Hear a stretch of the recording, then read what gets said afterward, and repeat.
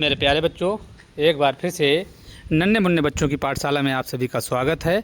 आज हम लोग पढ़ेंगे क्लास 5 पेटल्स इंग्लिश की बुक का पहला चैप्टर डोंट गिव अप का अर्थ है हार मत मानो।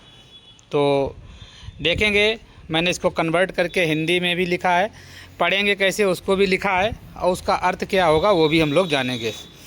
If you keep on going, यदि तुम चलना जारी रखो, एंड नेवर स्टॉप, और कभी ना रुको, तो you can keep on going, तुम चलना जारी रखो, you can make it to the top, तुम चोटी तक पहुंच सकते हो। देखते हैं मेरे प्यारे बच्चों, life is full of mountains, जीवन पहाड़ों यानी संघर्षों से भरा है। Some are big and some are small, कुछ छोटे व कुछ बड़े। But if you don't give up, किंतु यदि तुम हार ना मानो, you can overcome them all, तुम उन सब पर विजय प्राप्त कर सकते हो। सो कीप ऑन गोइंग, इसलिए चलते रहो। ट्राई नॉट टू स्टॉप, रुकने का प्रयास ना करो। When you can keep on going, जब तुम चलना जारी रखते हो, you can make it to the top, तुम चोटी तक पहुंच सकते हो। तो मेरे प्यारे बच्चों, आप लोग भी इसको इसी तरह से, और हम लोगों ने क्लास में भी इसका रिवीजन किया था, एक एक मीनिंग का अर्थ जाने थे और पढ़े भी थे, और इसी तरह से आप इसको एक बार फिर से पढ़ेंगे। अब हम लोग इनके इस पार्ट के जो क्वेश्चन आंसर होंगे, हम लोग क्वेश्चन आंसर को करेंगे। देखते हैं, हम लोग देखते हैं मेरे प्यारे बच्चों। पहला क्वेश्चन है, आंसर द फॉलोइंग क्वेश्चंस। इसको हिंदी में लिखेंगे, निम्नलिखित प्रश्नों के उत्तर दीजिए। आप लोग हिंदी में ना लिखें, समझने के लिए हमने हिंदी में लिखा है, आप लोग सिर्फ इंग्लिश में लिखा हुआ उसको ही लिखें। तो हमारा पहला है, लिखा हुआ है where are you, where are the childrens going, बच्चे कहाँ जा रहे थे। एक बार फिर सुनेंगे, समझेंगे कि हिंदी वाला नहीं लिखेंगे, सिर्फ इंग्लिश वाला लिखेंगे। हिंदी का इसलिए लिखा है कि आप लोग उसको समझ सको। आगे देखेंगे, the children are climbing a mountain to reach its top, बच्चे एक पहाड़ी पर चढ़ रहे हैं उसकी चोटी तक पहुंचने के लिए। तो मेरे प्यारे बच्चों, इसको आप लोग कॉपी में नोट करते रहेंगे। अब हम लोग देखेंगे अगला प्रश्न।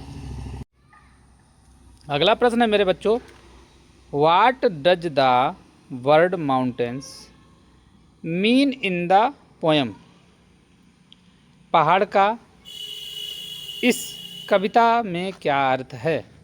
देखो, mountain in the poem means difficulties in life, इस कविता में पहाड़ का अर्थ है जीवन में आने वाली कठिनाइयाँ।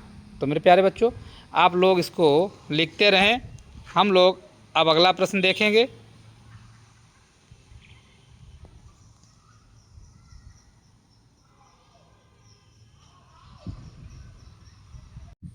अगला प्रश्न है मेरे प्यारे बच्चों, कंप्लीट द लाइंस, रिक्त स्थानों को पूरा करो। तो इसमें देखेंगे, लिखा हुआ है मेरे प्यारे बच्चों, सम आर बिग एंड, खाली स्थान है, वहाँ लिखेंगे सम are small.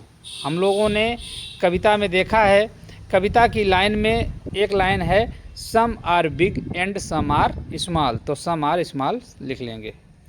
You can make it, तो लिखा है to the top, to the top, इसको हम लोग इसी तरह से लिख लेंगे।